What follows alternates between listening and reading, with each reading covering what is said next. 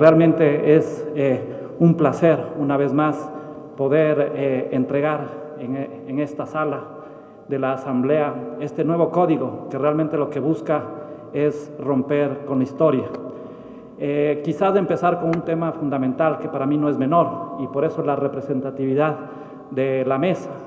Nosotros desde la CENESID buscamos construir un código tal cual como queremos que sea la sociedad ecuatoriana, una construcción colectiva con un objetivo común, la construcción de la sociedad del conocimiento, la creatividad y la innovación. Y para eso utilizamos mecanismos de lo que se denomina la democracia 3.0, la wikilegislación.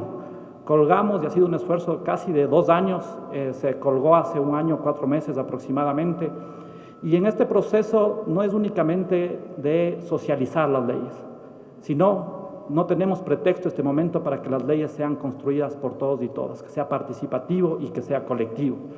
En ese marco hubo alrededor de 1.700.000 visitas y alrededor de 38.000 ediciones al código que se presenta el día de hoy, que tiene alrededor de 560 artículos. Es un código que yo no podría decir que es hecho por el Ejecutivo o peor por la CENESID o por una sola cabeza.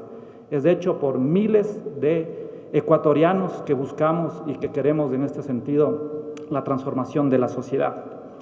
Quizás aquí vale la pena señalar en qué contexto histórico se presenta este código. Luego de un nefasto proceso que vivió el Ecuador de privatización y de mercantilización de todos los derechos, que para tener los derechos se necesitaba tener dinero, asumimos nosotros como gobierno, como proyecto político, un proceso de transformación del Ecuador. Y en este proceso de transformación del Ecuador hemos dado pasos muy importantes durante estos casi 8 años.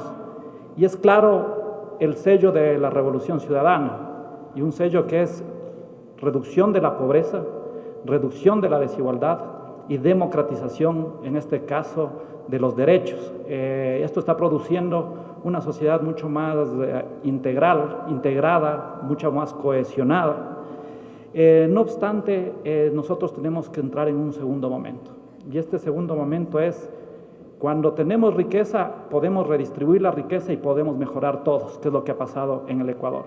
La diferencia del periodo anterior era justamente que mientras la política de la Revolución Ciudadana ha sido pro pobre, pero que mejoren todos, en la política neoliberal ha sido pro rico, ¿no? No obstante, aquí nosotros tenemos un problema y un cuello de botella como sociedad. Necesitamos nuevos mecanismos de generación de riqueza. Y la apuesta es una apuesta política. La apuesta política es construir otro patrón de acumulación, otras formas de generación de riqueza.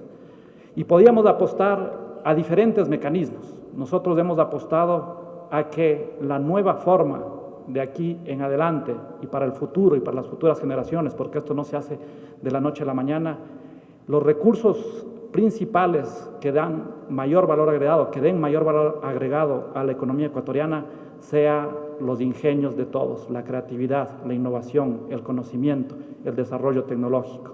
Es por esto que esta ley sí marca un hito, no solo, diría yo, en un segundo momento de la Revolución Ciudadana, sino también en un segundo momento de la historia del Ecuador.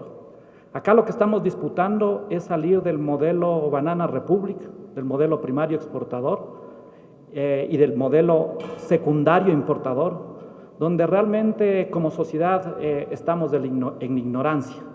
¿Por qué? Porque todo el conocimiento y toda la tecnología se importa de afuera y nosotros no generamos nada de conocimiento y no generamos y no desarrollamos nada de tecnología. Esa es la disputa, es una disputa histórica, es una disputa por la independencia del Ecuador, porque el conocimiento es libertad y el conocimiento es independencia. Por eso este código que le hemos denominado Ingenios, para simplificar el nombre largo de economía social de los conocimientos, no es menor el plural, no tiene que ser el conocimiento porque eso es una mirada occidental, sino es los conocimientos en plural, porque ahí entran el conocimiento del artesano, del agricultor, de los saberes ancestrales, del electricista, del científico, obviamente, del investigador, del estudiante, etcétera. Y el código se llama Economía Social de los Conocimientos, la Creatividad y la Innovación. Y es por eso que En estos primeros 8 años nosotros hemos buscado generar las condiciones para que se dé este salto.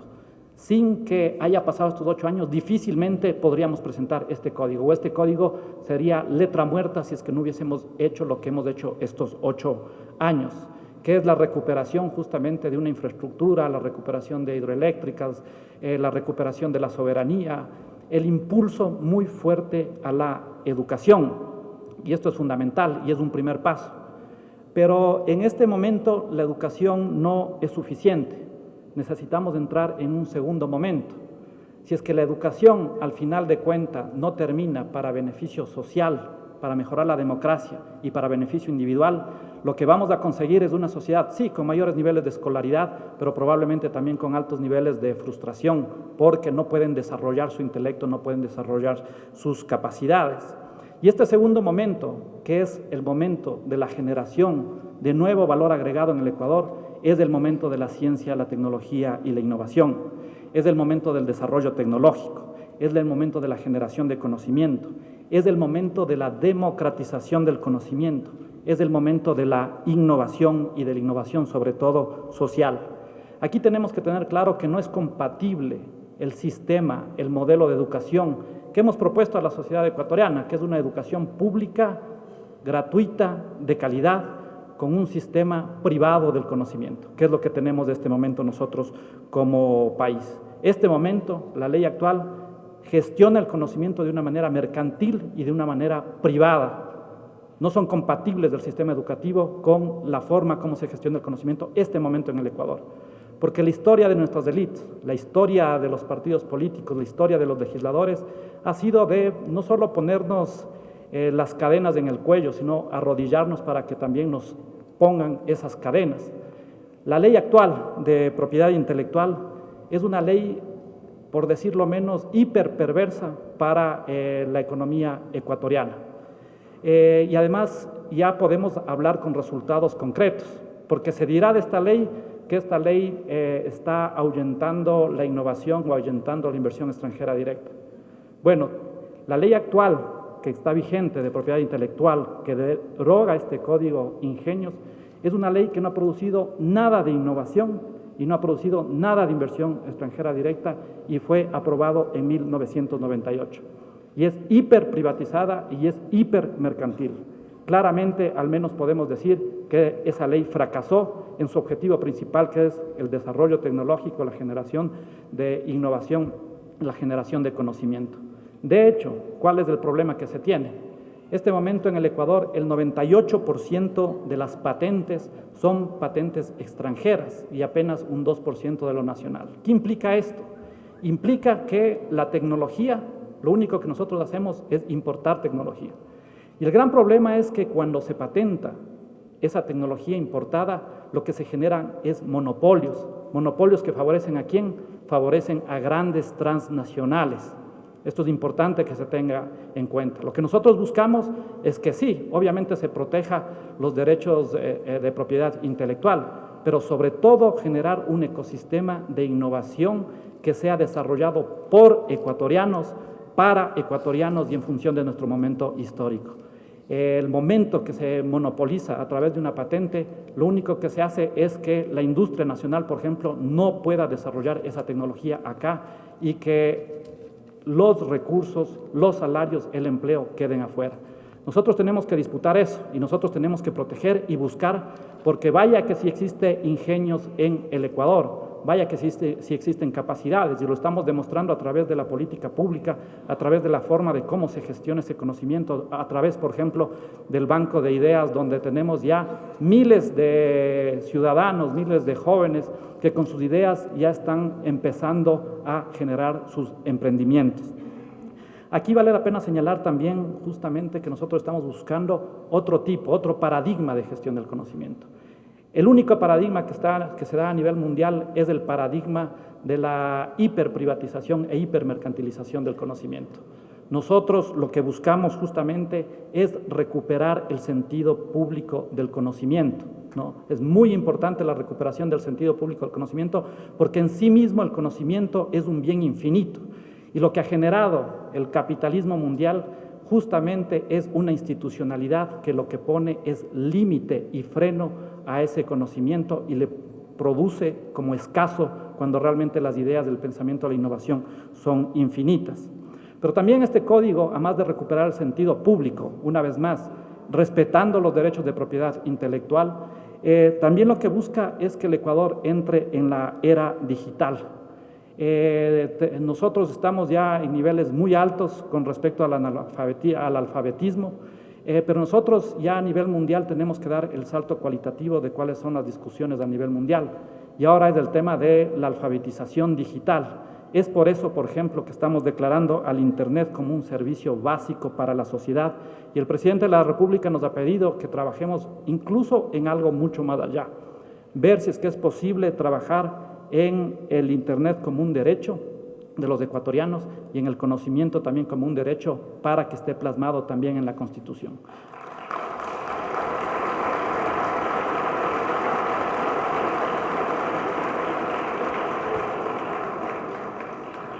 En ese marco, este código también fomenta esa ruptura, ¿no?, del Ecuador premoderno, del Ecuador rentista, del Ecuador que es dependiente de tecnología y conocimiento a ese Ecuador del futuro, ese Ecuador de las ideas, ese Ecuador que desarrolla tecnología, ese Ecuador que genera conocimiento, ese Ecuador que produce ciencia, ese Ecuador que entra en la era digital, pero no para pocos, sino para todos los ecuatorianos. Ese es un objetivo, una vez más, que quede claro, este momento no es compatible un sistema de educación público, gratuito y de calidad que estamos avanzando con una forma de gestión del conocimiento de una manera privada. Por eso, la necesidad de este segundo momento para el Ecuador. Pero otro tema fundamental, y estoy dando algunos temas porque realmente el código aborda muchas temáticas, otro tema fundamental tiene que ver con el patrimonio natural, con la biodiversidad. Nosotros no podemos jactarnos de ser un país mega diverso, y que otros países vengan, exploren nuestra biodiversidad, nuestra flora, nuestra fauna, se lleven esa riqueza, lo exploren, lo exploten, produzcan al final de cuentas bienes y después nos vendan. ¿Qué queda para el Ecuador con respecto al tema de la biodiversidad? Es bueno decir, sí, somos un país mega diverso, pero nosotros tenemos que aprovechar esos recursos que tiene la biodiversidad, que es una información también infinita, ¿no? Claramente nosotros estamos pasando también en términos históricos en la geopolítica mundial de los países que el principal recurso es el petróleo, ¿no?, a los países cuyo principal recurso es primero el talento humano y el conocimiento, pero también a su vez los recursos genéticos que tiene la biodiversidad. En ese sentido nosotros tenemos una potencia como país, pero siempre y cuando sepamos aprovechar esa biodiversidad y sepamos proteger. Y hay quizás una paradoja que se da a nivel mundial, más que paradoja, una hipocresía, ¿no? Se discute en los tratados de libre comercio, se discute en los convenios a nivel internacional, en los TBIs, etcétera, que cuando existe piratería, bueno, enviémosles a la cárcel a las personas. Pero cuando se habla de biopiratería, dado que la biodiversidad está en Ecuador, no se dice una línea con respecto al tema de algún tipo de sanciones. Yo estoy completamente en contra de los delitos por propiedad intelectual como cárcel. Este código, a su vez, no solo busca recuperar el sentido del bien público, del conocimiento, sino también del bien común. Y aquí también tenemos que tener claro que más bien que existen prioridades de bienes, existen diferencia de bienes, ¿no? Y nosotros en el código planteamos una tipología de bienes, porque no creemos que tienen que tener igual trato todos los bienes con respecto a los derechos de propiedad intelectual. No es lo mismo un medicamento que una corbata. Claramente en un medicamento que es un bien está de por medio los derechos de los seres humanos, el derecho a la salud, el derecho a los medicamentos. Y aquí vale la pena señalar también que por eso nosotros tratamos una tipología de bienes que satisfacen derechos, bienes que están ligados a los sectores estratégicos y que la información, dado que el patrimonio de los sectores estratégicos es del Ecuador, la información es de todos los ecuatorianos, y también los bienes ligados a la biodiversidad y a los saberes ancestrales, respetando justamente los saberes ancestrales y que las comunidades puedan hacer lo que quieran con ese saber ancestral. Las propias comunidades puedan tomar decisión al respecto. Y el resto de bienes realmente no son importantes en el sentido de prioridades. Obviamente, si es que generan riqueza, los otros bienes generan valor agregado, bienvenido sea. En este marco, por ejemplo, el tema de los medicamentos es un tema fundamental y ya hemos demostrado que a través de una política soberana de licencias obligatorias, muchas veces solo con el anuncio de que va a haber licencias obligatorias, las propias farmacéuticas transnacionales ya han bajado a la mitad los precios. ¿Por qué? Porque el derecho al medicamento es un derecho que tenemos que proteger todos los ecuatorianos. Y otro punto fundamental del código, ¿no?, en términos de perspectiva, que el centro de este nuevo momento de generación de riqueza del Ecuador es el talento humano de los ecuatorianos. Y el talento humano está por encima del capital, y aquí se consagra este mecanismo. ¿A través de qué? Por ejemplo, generalmente en el capitalismo cognitivo, en este sistema perverso, diría yo, a nivel internacional con respecto a la generación de conocimiento, el que se lleva los beneficios de la inventiva, de la creación, de la creatividad, de la investigación, es el que financia, ¿no? Y nos convertimos, en este caso, la ciudadanía, el ingenio, los artistas, los científicos, los inventores, los innovadores, se convierten en un asalariado más, que es explotado por el que le financia. Nosotros tenemos que buscar un equilibrio, no como la ley actual, que lo único que favorece es al titular comerciante, no al titular autor, no al titular científico, no al titular innovador. Nosotros tenemos que buscar un equilibrio entre proteger los derechos de los autores, obviamente, del comerciante, del titular, del autor, del inventor, pero también del usuario. Y cuando nos referimos al usuario, nos referimos en este caso al ciudadano, y nos referimos al consumidor, y nos referimos al productor nacional. La ley actual de propiedad intelectual no le importa ni al ciudadano, ni al industrial nacional, ni el comerciante, ni el titular de los derechos, ni el creador, ni el investigador. Lo único que le importa es el comerciante, que generalmente es un comerciante de grandes transnacionales. Por eso la necesidad de disputar el sentido político de cómo se está gestionando este momento el conocimiento en Ecuador, y obviamente del Ecuador en el marco de las relaciones internacionales. Y un punto también fundamental es el tema que para esto se necesita recursos y se necesita un compromiso de todos y todas los ecuatorianos.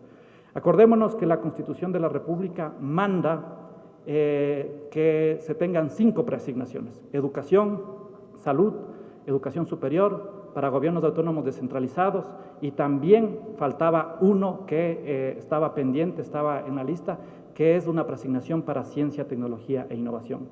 Estamos planteando una preasignación de al menos que el Estado ecuatoriano invierta cada año, obviamente esto tiene que llegar a hacerse progresivamente, el 0.55% del PIB. Esto sería el equivalente alrededor a $550 millones por parte del gobierno.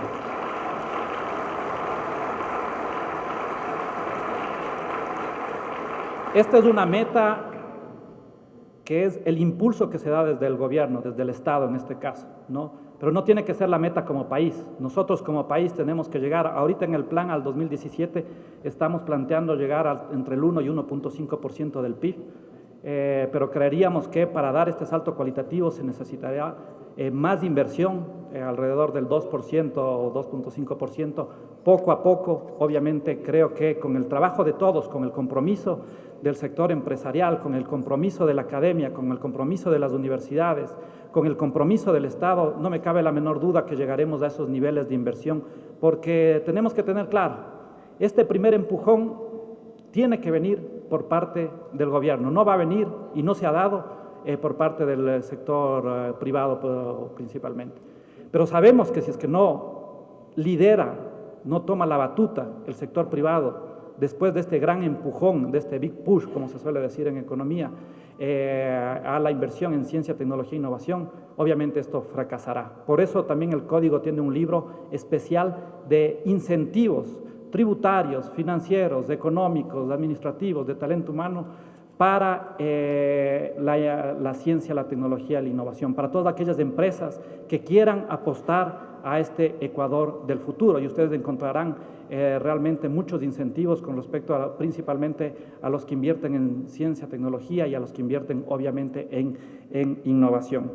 Aquí vale la pena señalar, finalmente para terminar, que lo que nosotros también queremos con el Código Orgánico de Economía Social de los Conocimientos, la Creatividad y la Innovación, que esto sea política de Estado, que no sea únicamente política de gobierno, que más allá de cualquier tendencia que exista en el país, que gobierne el país, que realmente la política para la construcción de la sociedad del conocimiento y la innovación sea política de Estado. ¿Y por qué digo esto? Porque realmente en este gobierno hemos apostado a la educación superior, a la ciencia, a la tecnología, a la innovación.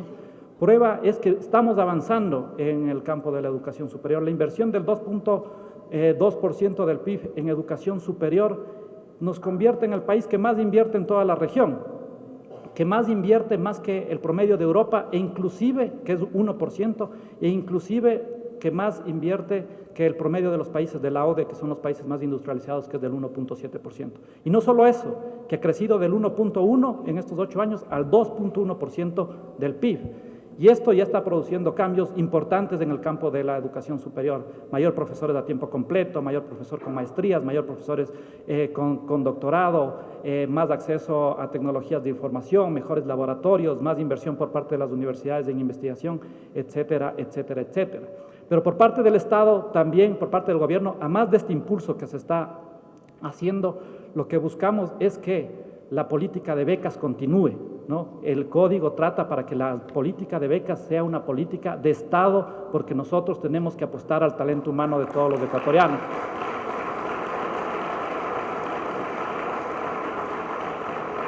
Lo mismo con las otras políticas, por ejemplo, la política de crédito educativo, que no se trate al crédito educativo como un crédito de consumo, como es en muchas instituciones privadas de la banca, ¿no? O como fue en el pasado, que este crédito tenga tasas preferenciales, plazos preferenciales, que realmente sea un motor de desarrollo para el fortalecimiento de la formación del talento humano, la formación de toda la juventud ecuatoriana. El crédito también se trabaja en este código en la perspectiva de lo que tiene que constituirse el crédito dentro de la política monetaria.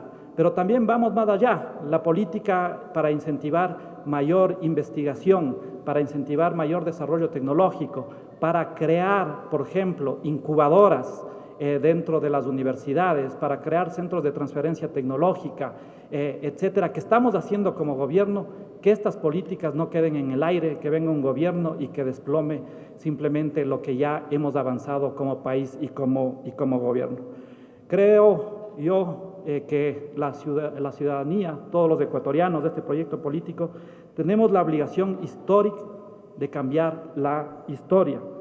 Nosotros realmente estamos convencidos que el mecanismo de cambiar la historia es a través de apostar a ese gran ingenio que tenemos todos los ecuatorianos y que no se ha dado la posibilidad y no ha existido un pacto nacional por la construcción de la sociedad del conocimiento.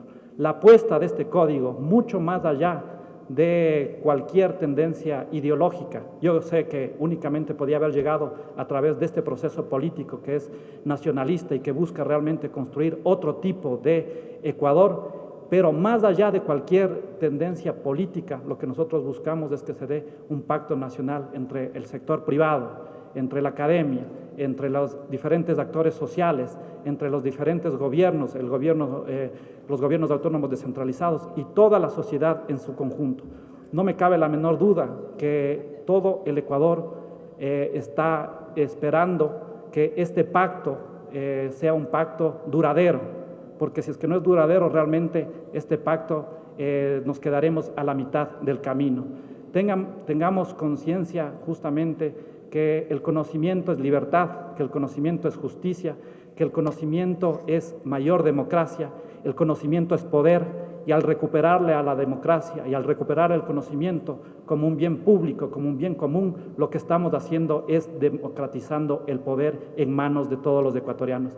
Está en este momento en la Asamblea este nuevo código y realmente para mí, a nombre del Ejecutivo, es un gusto presentar a la Asamblea a través de la presidenta Gabriela Rivadeneira. Muchas gracias a todos y todas.